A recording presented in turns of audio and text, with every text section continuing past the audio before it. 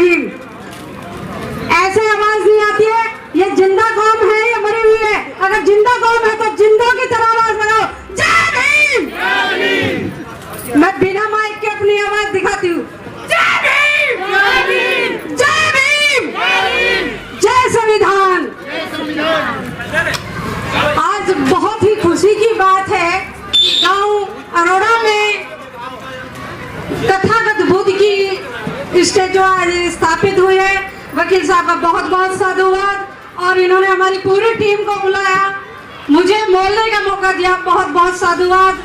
हम पूरी टीम के साथ यहाँ आए हैं। मेरे साथ मिलेंद्र जी हैं, निशा जी हैं, राजकुमार जी हैं और मनोज पीपल जी हैं, और भी बहुत साथी मेरे बहुत दूर दूर से आए। सभी का बहुत बहुत साधुवाद करते हुए मैं यहाँ आज विशेष रूप से आई हूँ कि जो मेरी माता बहनें आज अहोई का व्रत रखे हुए हैं, मैं उनसे पूछना चाहती हूँ कि ये देवी देवता उस दिन कहाँ थे जब आपके गले में हांडी थी?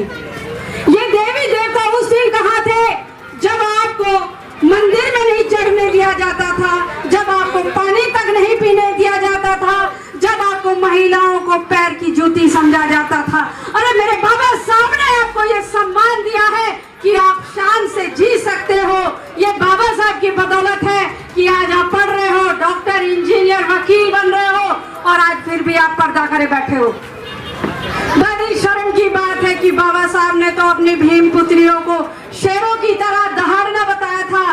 बाबा साहब ने कहा था मेरी एक पुत्री इंदू खत्म हुई है तो मेरी बहुत सारी इंदू आज हैं इस दुनिया में जो मेरा नाम रोशन करेंगी। लेकिन ये बाबा साहब की पुत्रियां कैसी है जो सिंदूर लगाए बैठी हैं? ये बाबा साहब की पुत्रियां कैसी है जो घूंघट में अपना मुंह छुपाए बैठी हैं? क्योंकि मेरे बाबा साहब ने तो बड़ा गर्व किया था आप पे। आप फिर आज गुलाम क्यों? मेरे बाबा साहब ने आपके लिए अपने 4-4 बच्चों को खोया है। बाबा साहब ने अपनी पत्नी मेरी माता रमाबाई को खोया है, और बाबा साहब ने अपने स्वास्थ्य को खोया है। इसलिए खोया है कि आप आजाद हो सको, आप रूढ़िवादिता से बाहर आओ, आप अंधविश्वास से बाहर आओ। फिर ये घूंघट क्यों? फिर ये अंधविश्वास क्यों? फिर ये हाथ में गरीबी के धागे क्यों हैं?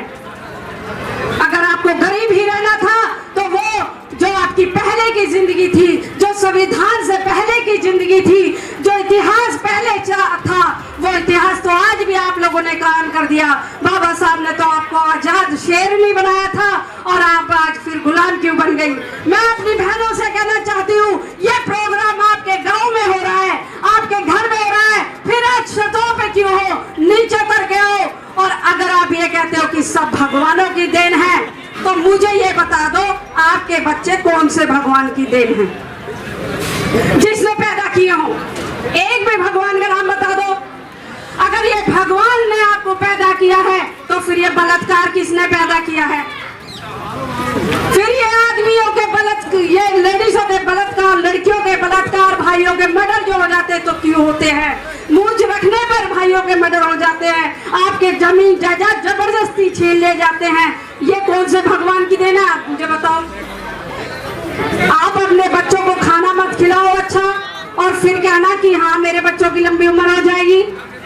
तो मैं मान जाती हूँ कि ठीक है आपके बच्चों की लंबी उम्र हो सकती है, लेकिन मैं कहना चाहती हूँ पर्दे रखने से किसी के ना तो पति की उम्र लंबी होती है, ना बच्चों की उम्र लंबी होती है।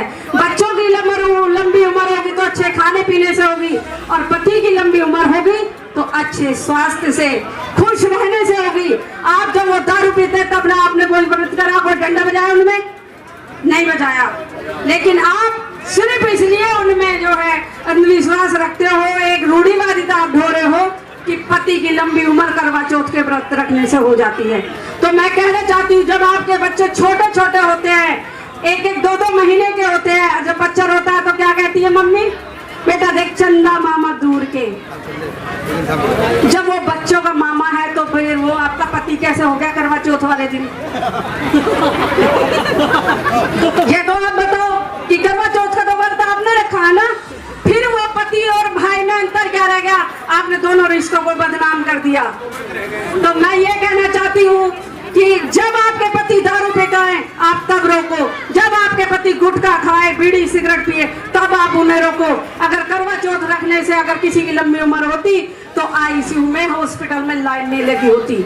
कोई बॉर्डर पे नहीं मरता, कोई एक्सीडेंट में नहीं मरता। और आधा तो विवाद का कारण करवा चौथ का व्रत ही हो जाता है, क्योंकि उस दिन सबको मेकअप नहीं मिलता, नया नए सामान नहीं मिलते, पता चलता कि मखतू आज मरा हुआ जाता। तो ऐसे लोगों की उम्र कैसे लंबी हो जाएगी मुझे तो समझ में नहीं आ रहा। तो ये अंधविश्वास छोड़ो, और अंधविश्वास को छोड़ते हुए मैं कहना चाहती हूँ कि बाबा साहब ने आपको एक समानता का अधिकार दिया है, एक ऐसा धर्म आपको दिया है जिसकी मूर्ति आज आपके गांव में स्थापित वकील साहब जी ने कराई है। हम लोगों को बुलाया है, इतना खाना खर्चा कराया है, स्टेज भी, आपके कुर्सियां, टेंट वेंट सब लगाए हैं, तो इसलिए लगाए हैं कि ये धर्म सबसे अच्छा है, आपको बराबरी का अधिकार देता है। जहाँ एक जेंट्स कोट पैंट पहनता है, वहीं पे बाबा साहब ने आपको भी कोट पैंट पहनने का अधिकार दिया है। इसलिए नहीं दिया है कि आप पढ़ लिखने के बाद PhD करो, B.Ed करो, MSc करो, M.Ed B.Ed करो, फिर भी आप घूंघट में आ जाओ, तो आपका पढ़ाई का कोई भी वो नहीं है। अगर आपको पढ़ना है, अगर आपको कुछ आगे बढ़ना है, तो पहले आपको अंधविश्वास को छोड़ना होगा, अपने दिमाग से डर को निकालना होगा। शादी तो मेरी भी हुई है, मेरे भी पति हैं, एडवोकेट हैं, लेकिन ना तो चूड़ी है हाथ में, ना बिछुए हैं पैर में, ना मांग में सिंदूर है, और लंबी उम्र है, क्योंकि जिस दिन उनकी आनी होगी उस दिन वो मौत आएगी जरूर, वो कोई नहीं रोक सकता। लेकिन अंधविश्वास किसी को जिंदा या मर नहीं सकता। इसलिए कहती हूँ अपने अंधविश्वास को बाहर से निकालो, क्योंकि यही शोषण का कारण है। और अगर बाबा साहब की तरह आजादी चाहिए, बाबा साहब ने आजाद कौम पैदा की है, तो उसके लिए अच्छा है रास्ता, सबसे अच्छा रास्ता है। बहुत बहुत साधुवाद भाई जी, इतना सम्मान देने के लिए। मैं आपसे कहना चाहती हूँ कि अगर बाबा साहब के रास्ते पे चलोगे तो वहाँ आपको मेरी तरह मेरी बहनें बहुत मिलेंगी, और आपको उसी तरह से बराबर का अधिकार मिलेगा। वहाँ घूंघट नहीं होगा, वहाँ चूड़ियों का बंधन नहीं होगा, वहाँ किसी का डर नहीं होगा, क्योंकि वहाँ सब इक्वल होते हैं। वहाँ सिर्फ दो जातियां होती हैं, इंसान या जानवर। और यहाँ पे इतनी सारी जातियां, 6746 जातियों में आपको बांट दिया। जहाँ मंदिर में जाने से आपको रोक दिया गया, जहाँ पढ़ने से आपको रोक दिया गया, जहाँ पानी तक भी आपको नसीब नहीं होने दिया, आप फिर भी उन रूढ़िवादिताओं को अगर झेलते रहोगे, तो इसका सबसे बड़ा कारण आप लोगों की डर होगा, अंधविश्वास होगा। और बाबा साहब के रास्ते पे अगर चलोगे तो इसी देश के नहीं, अन्य देश भी आपको मानेंगे, आपको जानेंगे। आपके बच्चों की पढ़ाई कोई नहीं छीन सकता, आपके बच्चों की नौकरियां कोई नहीं छीन सकता, आपके घर मकान नहीं छीने जा सकते, आपके भाइयों को मूंछ रखने के लिए, अच्छे कपड़े पहनने के लिए, जूती पहनने के लिए, घोड़े पे चढ़ने के लिए कोई नहीं रोक सकता। इसीलिए कहना चाहती हूँ कि बाबा साहब का धर्म सबसे श्रेष्ठ धर्म है। इसी के साथ बहुत बहुत साधुवाद। जय भीम, नमो बुद्धाय।